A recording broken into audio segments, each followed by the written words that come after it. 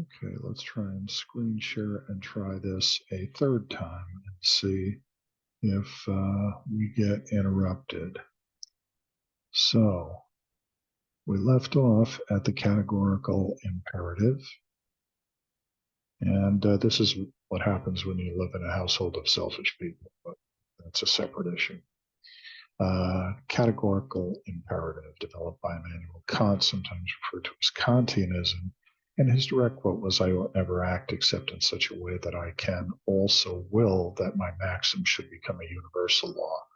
In other words, what we said earlier in the two previous attempts, do unto others as you would expect them to do unto you. So, are you willing to permit everyone to adopt this kind of an action if, under Kantianism? If your answer is yes, it's moral. If no, then it is immoral. So, in terms of business ethics, let's see if we can get down to the categorical imperative.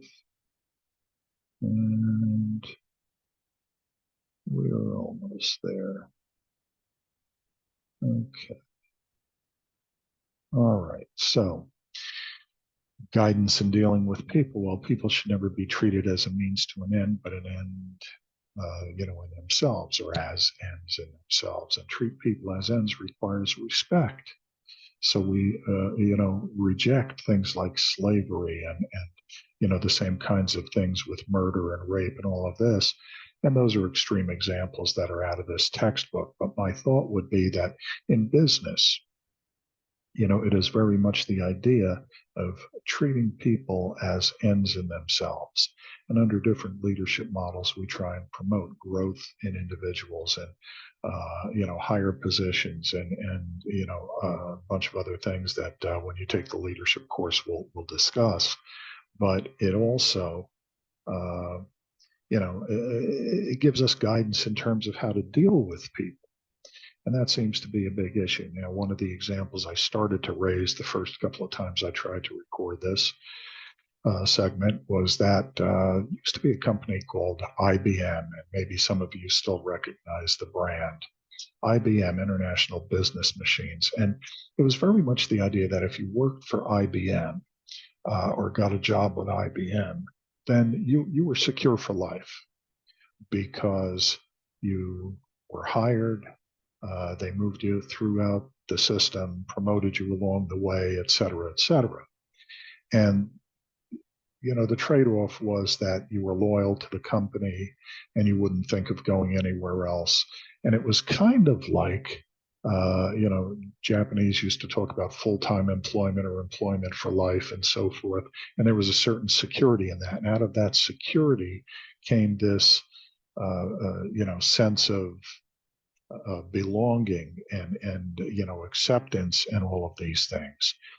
And with IBM, I remember a couple of my colleagues went to work for them. And back in the day, of course, it was a suit and tie. And of course, it was a white shirt with a blue tie. There were no red power ties. And most of the men had crew cuts and, these military looking haircuts and so forth.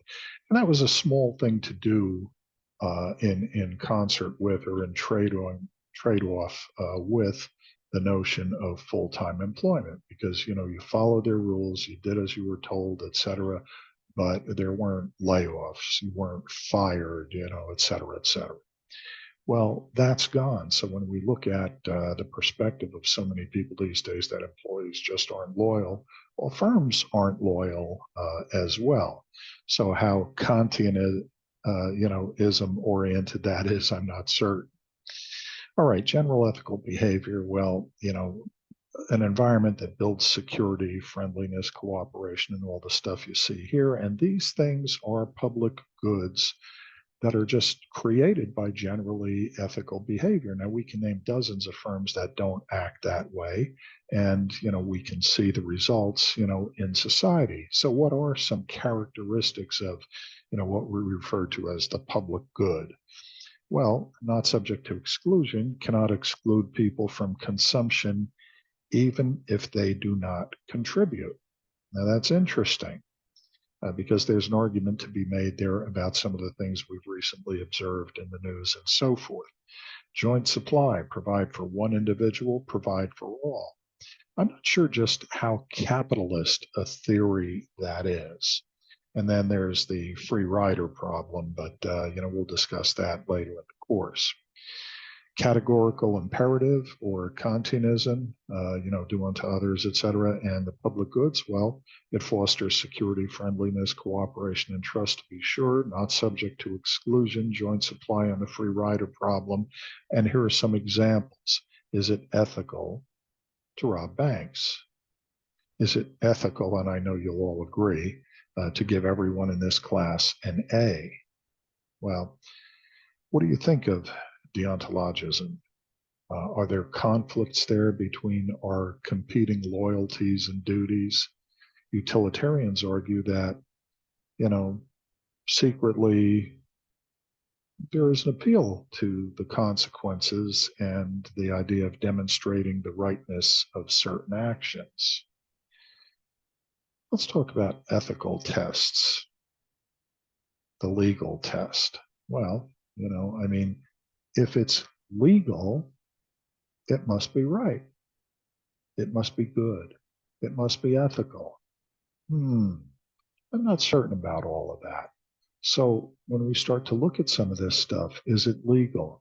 Well, you have that quadrant previously, the ethical corner, the legal corner, the ethical corner, the illegal corner, the unethical corner, the legal corner, the unethical corner, the illegal corner. So we see that quadrant. So 1 and 4 are easy.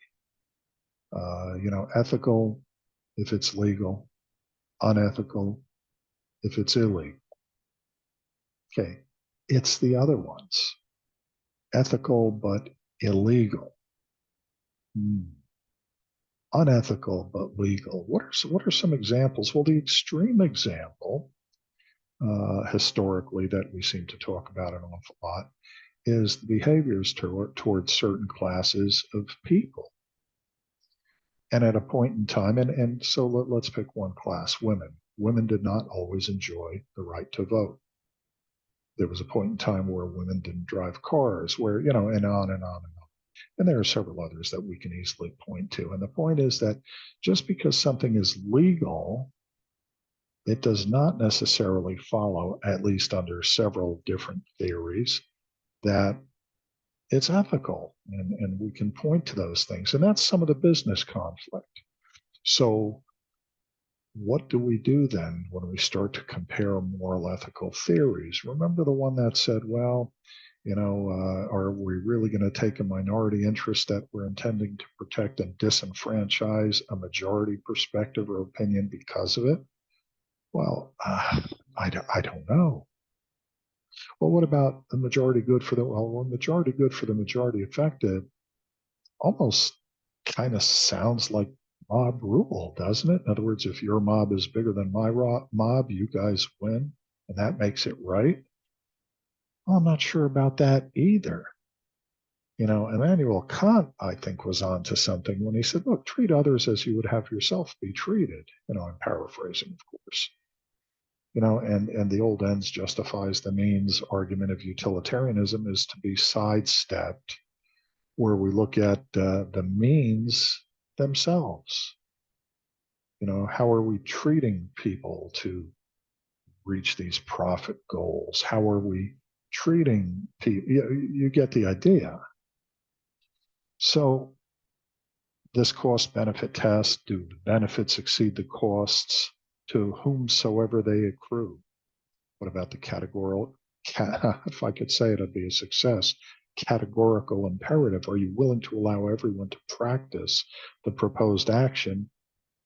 Or do you want to be a special case? We see a lot of that, and I don't want to politicize this because there's plenty of stuff all over the spectrum there. But I've heard the expression two-tier justice system. Well, two-tier justice system sounds to me like there's a little preferential treatment going on there, this idea of special case. Well, is it right? Is it wrong? Is it good? Is it bad? Under what theory? Says who? Light of day test.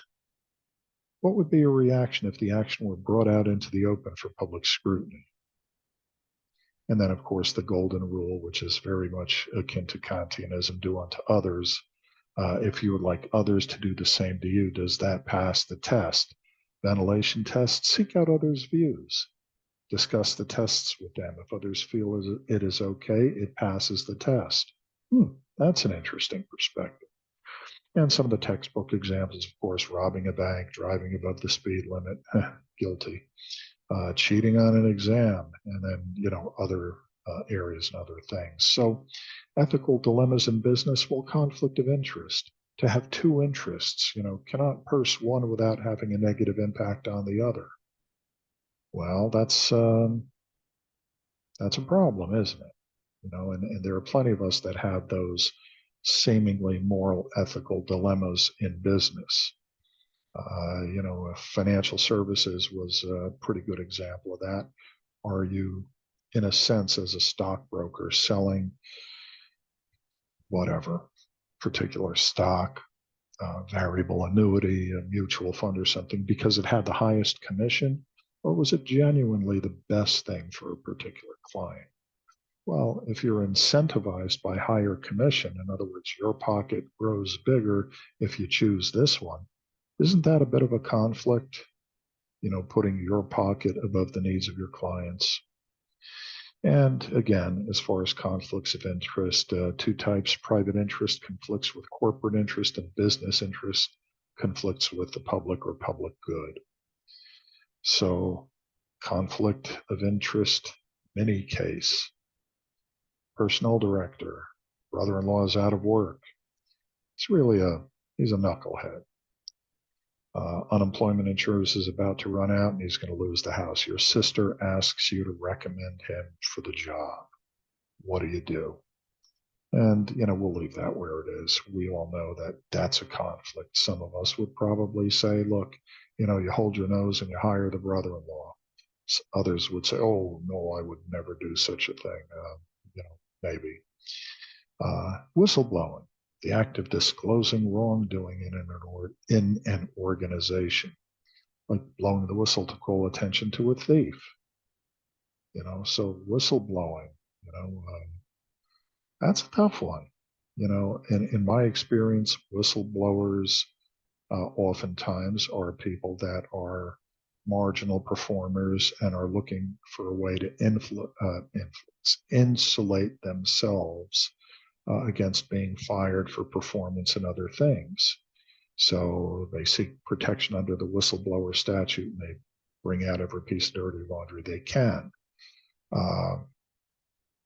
I tongue in cheek love when I see people on the news that say, well, I just had to come out and do this as a whistleblower because it was morally the right thing to do and I couldn't sleep. Give me a break. Come on, man. But maybe there are such people. Whistleblowing and other things can cause bitterness in an organization. True. Well, and again, a breach of loyalty is what is immediately, perceived and taken by certainly top management and so forth. Perhaps other employees, if we start to name names, and so forth. And you can get through some of these slides. I'm not going to read you every single one, but dissent. Well, we must speak out against others in the organization. There's a duty of loyalty, but then sometimes we breach that loyalty under some theory. Now, again, everybody probably has a perspective on Snowden, and I have a rather harsh one, but that's a separate issue. But that's always a good case discussion. Did he do the right thing? Did he do the wrong thing? Is he genuinely a whistleblower, or is there something else at work? So forth. Possible retaliation. Well, if you're a whistleblower, you're apt to be fired, certainly blacklisted, or understanding the way these statutes work, you're probably going to be transferred to the toilet division of the firm. And this has a big impact on lifestyle, on stability, and all kinds of other things. In extreme situations, physical abuse and murder are probably possible. Try to be a whistleblower in a cartel. Let me know how that works for you. Failure to reveal wrongdoing is the other side of it, though, and it creates severe problems for society, for the organization, and you can be implicated as an accessory before or after the fact. And there's a lot of that in the news these days too. Now, the ethics of whistleblowing: when is it ethical to reveal wrongdoing? When is it ethical to remain silent? Well, those are the kinds of things that we wrestle with sometimes in business. Example here, textbook example, of course, but individual is in charge of quality control. The company makes parts for automobile brakes. Well, we find a defect in a brake part, and it could cause failure in brakes. Now, the failure is not certain, may take many years to develop and be brought out in the public domain. Well, what do we do in a circumstance like that? Go to the VP of production, your boss. He tells you to overlook the defect. The company may lose too much money. What would you do?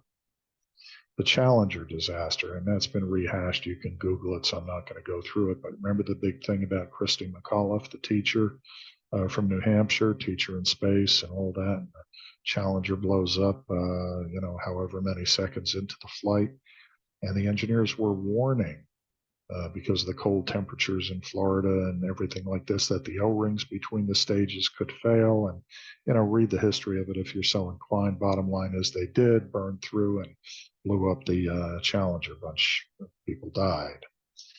Cautious approach to whistleblowing: make sure the situation involves an imminent threat to society or the business, not just something we conjure up that we can try and make a case out of. Make sure it's legit. Don't take some small little thing and try and make a mountain out of a molehill. Document all the allegations, examine the internal whistleblowing first, and should you remain anonymous? Well, obviously, and good textbook advice and extraneous to the textbook as well, get another job lined up first. Bribery: well, I will start by saying that what is considered bribery domestically is not considered bribery everywhere. I'll give you a case in point. When I worked for the Japanese, and I flew to Japan and so on and so forth. And upon leaving, they gave me a very nice gift. It was a solid gold Citizen watch. Now, in their perspective, and they weren't trying to solicit anything from me. There was nothing I could really do for them, of any consequence. So the idea was, look, just our culture, very nice gift for you. Thank you so much for coming, for what you do for us, et cetera, et cetera. So we get back to the States, and of course, the perspective here is, oh, well, that gift could be construed to be an influence or bribe or whatever. You'll have to turn that in. I have that watch to this day because it wasn't intended to be a bribe. Different cultures, different things, but bribery is typically a payment, usually to a public official, but not necessarily to induce that person to do something improper or to influence the decisions or actions of others. Extortion is similar to bribery. The recipient of the payment initiates some kind of behavior or transaction. So legitimately, bribery can be an issue. Is every single little gift bribery? Of course. International consulting firm designs and supervises the construction of hydroelectric power generating systems. International consulting firm. I'll bet I know who that firm is. Your proposal is far superior to any of the others technically, and it is the lowest bid. To get the job, you have to deposit $250,000 in an official's personal Swiss bank account. Is that bribery? So every 2 years in Chicago, there was something called IMTS, International Machine Tools Show. Now, of course, over the years, it's expanded into robotics and automatic welding or computer controlled welding and, blah, blah, blah, all kinds of very high tech stuff, AI driven technology and so forth. So to set up for a show in Chicago, and that's one of the things I did in a prior life, we would go out there typically a week, sometimes 2 weeks in advance. And you know what a big trade show is. The booths are outlined and everything. They hang these dopey curtains. If you buy carpet, they bring the carpet. You have to pay for carpet. You have to pay for electricity. Typically, you have your own fancy backdrop, that you put up in front of the curtains. But, usually electricity and maybe a little area that you'd have a refrigerator and, coffee, maybe some soft drinks, things like that. But you've got Chicago, is a very unionized town. So, the forklift drivers are union. You can't do that yourself. To unskid the machine from the skid and put it on the floor, you need the riggers. To get power to the machine, you need the electrician. To put up the backdrop, the carpenters union, and so on and so forth. So the point is that, you pay for the booth, you pay for electric, you pay for carpeting, blah, blah, blah, blah, blah. Well, that's the official payments. Now, when you get there, you have to basically grease the supervisors, the shop stewards of all these different unions, if you want to get your stuff done. So we got a new Japanese president at the firm and getting ready to go out to Chicago in advance to get everything set up. I was the head sales engineer and so forth. And the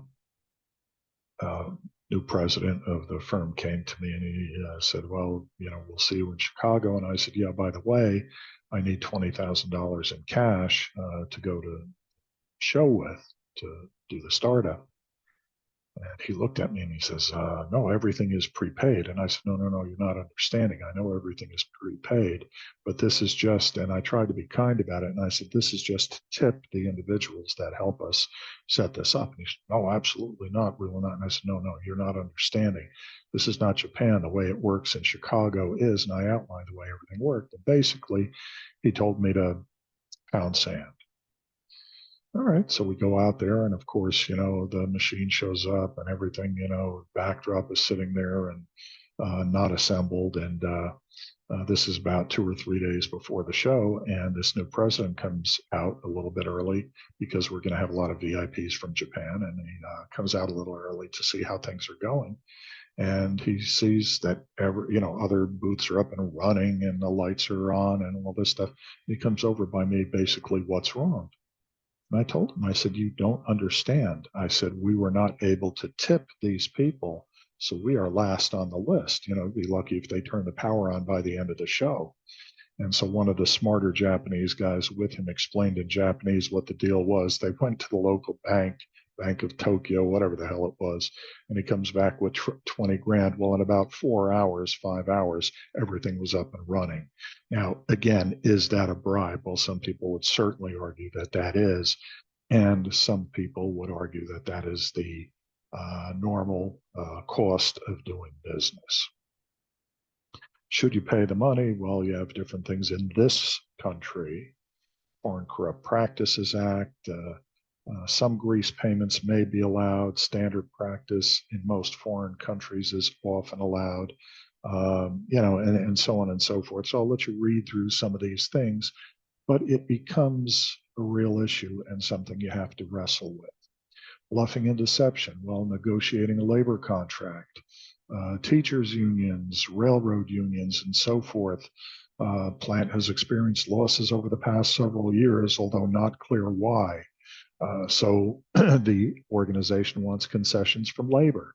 They tell labor the plant will be closed if no concessions are made. In reality, they don't really expect that to be the case. Is that ethical? Well, it's about as ethical as, and we're probably used to police that come in and lie to us. Look, you have to talk to me and this has to happen and this, and, we have somebody that saw you there. Total lie, total BS. But that's the technique that is used. Is it ethical? What's the moral ethical theory, not our own personal feeling? And then, of course, we'll spend more time talking about the managerial implications of all of this in terms of org culture, what the leadership focus of the firm is, who the leaders are, and are they really leaders? There's goal setting involved, ethics audits, code of ethics, ethics committees typically. Goal setting is interesting, especially when it is tied to the salary of individuals and so forth. One quick example, and then I'll step through the last couple of slides to finish this up. But when I went to work for the Japanese, they said, okay, this is going to be your salary. And it was double what it was at my previous firm. And then on top of that, you're going to receive an override on every robotic system, factory automated system, computer machine, whatever it was that we were able to sell and install, because these were, there was a lot of engineering behind it, and it took a lot to get the job done. So we would get a nice override. They basically said, your commission would be 2%. If you hit a certain number, then above that it would be 4%. Well, of course, I hit that number, and then I continued to succeed for the rest of that particular year. And come year end, I get this bonus check. It's about half of what it ought to be. So I went and complained, and I said, look, this is the paperwork, these are the numbers. And they said, oh, it's too much money. I said, what do you mean it's too much money? We have a written agreement. They said, yeah, written agreement will be amended for next year because this is too much money. So I ended up suing them to get the rest of the money. Now we didn't actually go to court. The lawyers got involved. I got paid. And then they adjusted, and this is my point, then they adjusted the financial goals for the following year, and they were completely unrealistic because they didn't want to have to pay out a huge sum of money. All right, so the rest of this stuff, they talk about different firms, Polaroid, and what was happening in South Africa, and there are several others that come into question and raise ethical questions and so forth. So I'm going to stop share because we'll be dealing with some of our own moral ethical issues and so forth. But this should conclude what we're doing for part 2 of this session. We'll see you again shortly.